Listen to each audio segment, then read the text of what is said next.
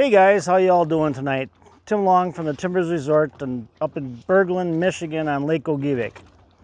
Hey, I just got back from the National Walleye Tour out of Oconto on the Bay of Greenbay, and I just wanted to put a little something together to say thank you to a lot of my sponsors and the people that have supported me and allowed me to do what I had the opportunity to do, and I appreciate that. So first I'd like to say thanks to all my employees, and a special thanks to my wife for allowing me the opportunity to get away from the Timbers Resort. I haven't done this in 13 years. I haven't had the opportunity to get away. Owning the Timbers Resort is an awesome business to be in. I mean, I love it. But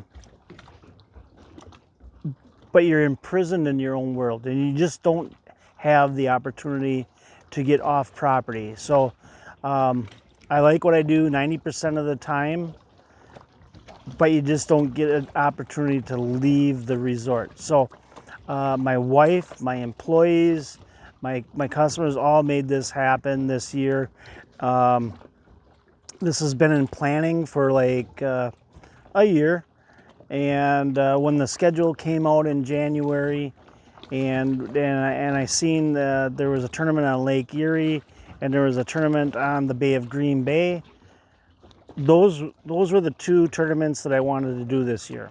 With COVID going on, I didn't know what was going to happen, and obviously the Lake Erie tournament got canceled, and I had all the money returned to me, and got my membership back. And then when I found out that the Oconto tournament was going to happen, I rejoined the membership, and I sent in my entry fees, and I sent it in with a co-angler. His name is Brian Houghton. He lives up here in the UP, works for Nina Papers, which is my hometown. Nina, I tell you what, Brian's just an awesome guy. I'm really glad I got to meet him. Our first meeting was when we both arrived in Oconto at the Oconto Motel, and that's the first time that we met face to face. We had several conversations, many conversations prior to that, and one of the comments that Brian made to me is like, it's like I've known you my whole life. We have a lot of things in common. He grew up bow hunting in Waupaca, Wisconsin. I grew up bow hunting in Waupaca, Wisconsin. We were both in the paper industry. I was in the paper industry for 27 years prior to me owning the Timbers Resort, and I was always a fishing guide back home too on the Winnebago system, the Bay of Greenbay, and the Petenwell flowage. And it's just been, it was always my intent to fish tournaments even after I owned the Timbers Resort, but I'm that guy that cannot walk away from responsibilities, and I didn't feel comfortable until this year doing that. I dabbled a little bit the last couple of years doing some AIM events and stuff. That in those AIM events, 2 out of the 4 got canceled because they were on the Great Lakes, and there was wind advisories out there, so they couldn't let us go. And I'm just like, if I'm gonna do this, if I'm gonna go spend the money and put the effort in to fish a tournament again, I'm gonna do it at the level that I left at, which is a professional level. And I used to fish the FLW and the PWT. I didn't do it full time, but I dabbled in it. I raised 4 children. We lived in the Winneconne area, which is an area that attracts professional tournament fishing to the area, whether it be bass fishing or walleye fishing. It's a fishing community, and I've always had that desire. I'm a very competitive person. I raced motocross for 20 years prior to me fishing professionally, and you know, I'm a very competitive person, and I wanted to do this again. So I haven't fished at a professional level in 13 years, and it happened. It happened last week, and I was so excited about it, and you know, it takes a lot of focus to maintain to go after your goals. I mean, I had some electrical issues with my boat. I spent 2 days on the road going back to Rhinelander, Wisconsin, to Schroeder's Marine, and I spent 2 days in the shop working with the mechanics for at least 8 hours a day each day. And then going back, they got me. They helped me out greatly. They got me to the point where I could run my boat, and I could get from point A to point B. Not everything was working. Everything was actually challenging, and you always have that in the back of your mind as to, you know, am I going to have a total failure or am I not? Well, I was able to run and make my runs and get to my locations where I had fish going. Now, I knew at that point, because I never had the opportunity to go out and fish and pre-fish for the winning fish. But I put together a program in a very short period of time that allowed me some nice cookie cutter fish in that 23 to 25 inch range. And I'm like, okay, so that'll give me 20 to 24 pounds a day is what my thought was. And I'm like, okay, I'm gonna go there and do that. And I actually only spent about 45 minutes in that particular area and piled up, you know, 3-4 fish in about a 10-minute period of time, and I got out of there. I didn't need to fish it anymore. And you know, I went other places for a day or two after that, and you know, got into all the catfish alley. Everyone knows about how many boats were catching catfish during this tournament. Yeah, I could have won those tournaments, but I never had the opportunity to find those big fish that it would take to win the tournament. So I put the game plan together based on the information that I collected during my short pre-fish time. I got some notes here because I didn't want to forget about anybody. And the first thing I want to do is, like I said, I want to thank my wife. My wife is a rock star. She was holding down the Timbers Resort by herself, and we are so extremely busy. Every single cabin is full. All of our boats are rented out. I mean, it's crazy.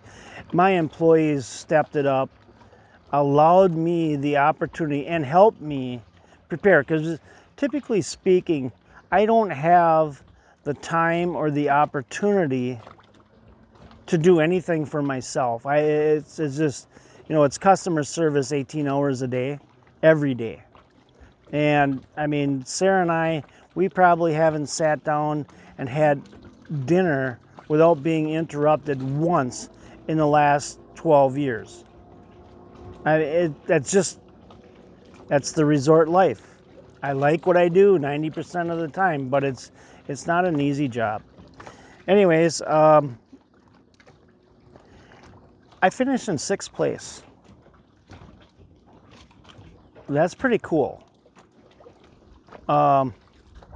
Fishing against the best guys in the world in a professional walleye tournament and finishing in 6th place after not being in a professional walleye tournament after 13 years, that was a pretty good accomplishment for me. I'm typically very humble, keep my head down, just do my thing. I would like to thank Schroeder's Marine for all they've done to help me. I mean, I was there 2 times last week during the week. Very complicated, weird electrical situation with the boat, and like I said, I spent 2 days there, 8 hours a day each day, working with the mechanics to get this thing to make it through the tournament. The people that I work with directly at Schroeder's are John. He's the salesman that I work directly with. John Cook, he's awesome. Jeff at Schroeder's, he makes sure that I'm taken care of when I'm having an issue like this. He's like, get in here, get it done. We'll take care of you. Scott, the owner, total support from Scott, the owner of Schroeder's. I mean, he just totally supports me and makes sure that everyone is working to help me, and I appreciate that so much, Scott. I also want to say thanks to Kenny, the main mechanic at Schroeder's. That guy is awesome. I love him. And all the other guys in the shop. I appreciate everything they do to keep me on the water. I mean, I'm guiding, 5 days a week on Lake Ogeebic. I'm starting to put some things together on Lake Superior, and I always continue to guide on the Bay of Greenbay when possible. I'd like to thank Ranger Boats for an awesome boat that they have. I mean, that thing is so cool. Evinrude Outboards. I'd like to thank Minn Kota and Hummingbird Electronics for all the equipment that I have on my boat. I mean, that whole combination package it keeps me on the fish. It helps me find the fish. It's just really good stuff. Offshore tackle. I have to tell you, offshore tackle. I was using offshore tackle this weekend to catch my fish. Offshore tackle boards, the R12 inline planer boards with the OR19 orange clips. Excuse me. And then what I was doing is I was putting a couple line twists in the line, then clipping that orange clip onto the line in the middle of the twists. By doing that, I'm allowed to snap the board after the board is pulled back by a fish. I snap that, and then the board will spin around, and you're able to bring that board and the fish in straight behind the boat. I didn't have to clear lines. I didn't have to do all this stuff. And I know that in a Pro-Am event, we're only running 2 boards, 2 lines per person, 2 boards on each side, so it wasn't too big of a deal, even if we did have to clear lines. But it just saved time. It made me more efficient. So the other thing with offshore is that I was using the guppy weights as a snap weight. So the 50-50 method, it was allowing me to put the baits right where they needed to be in the water column. I was changing my my boat speed, coming up in the shallow water, picking up the speed, raising the baits up, coming off the shallow water, off the reefs, off the rocks, slowing the boat back down, dropping them baits back down right in their face. And I tell you what, we were putting the boots to them. We were having 2 and 3 hookups at a time. It was crazy. It was nuts. I had guys that were shiver minnowing in front of me. They'd pull up 20 yards in front of me, drop down, spot lock, and I'm like, okay. And I'd crank my boards in, get them a little tighter to the boat, go right around them, come back in, crush the rocks, hook up. We were having doubles and triples all day. It was just fantastic. So thanks to Offshore Tackle Company and the products that they put out. It allows you to put the baits exactly where you need to put the baits. I'd also like to mention a couple other companies whose products I use to make my fishing experience great, and that is Cisco Fishing Equipment. Their rod holders and their bow mount trolling motor stabilizer. I mean, two fingers lift it up, drop it down, and you've released the bow mount trolling motor, and you're fishing. I mean, it supports it so well.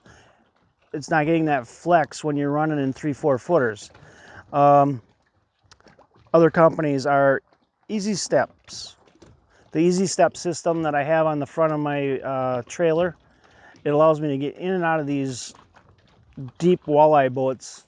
They've become so deep lately in the last several years that you can actually hurt yourself getting in and out of the boat. So the Easy Steps makes it a good thing for a crippled up guy like me.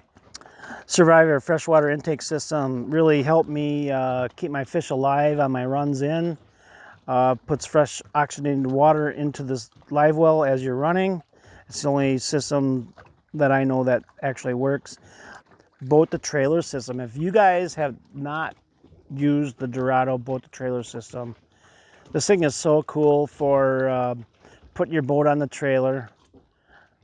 You know, you come in, you put her between the bunks, and then it's a slight little power load, and click, you're locked in. You don't have to climb over the boat, hook up the straps, crank it up, none of that stuff. You're hooked up, you're ready to go.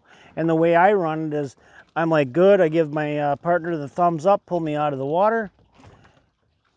And then when I get up on shore, I release that latch, and then I hook up the straps, and that's the way I roll. I think it's a godsend. It saves me so much time and worry and problems and whatever. If you don't have it, it's like a $250 investment into your fishing system. You got to have it. Hands down, you have to have this. It works awesome. You'll be amazed and you'll be wondering why I haven't had this on my trailer sooner. So that's cool. I'd like to thank Hook Hider Trolling Rods. Now, Hook Hider Trolling Rods, Bill Keene, old PWT guy, he turned me on to the Hook Hider Trolling Rods, and I've been sponsored by them for probably 20 plus years. In my opinion, I think they're the best inline trolling rod on the market. They're 8-foot long, telescoping, nice, big, beefy, long neoprene handle. Cram them in the rod holders all day long. They take a beating. They hold up. They got good action at the tip. So when you're out there in 2-footers, 3-footers that are break, and your boards aren't skipping out of the water, but then you have really good backbone. So when you hook into that 10-pounder, and you're on that back deck, and that walleye wants to take a run, you know, I mean, boom, you got it. It works great. You know, you just adjust your drag, and a lot of times I'm just thumbing it with the spool. I use the Daiwa Sea-Line 27s. I've been using them for, I don't know how long, 30 plus years. I've tried other ones, but these things just are flawless. I'd like to thank Rhinelander GM, ARE truck caps. Well, I got this truck cap put on Tuesday before I left. Oh, I had to put my truck vault in and put my cargo glide on top of that. So I never have to enter the back of my vehicle. Everything is, you know, pulls out 100%, and I'm able to load everything just standing outside the vehicle. I don't have to climb in there, crawl in there, 100-degree heat, sweating.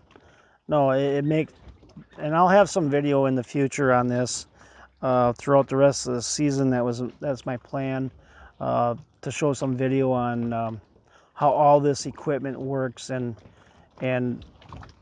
why you should think about the equipment that I'm using, that it might work for you and might make your life a little easier.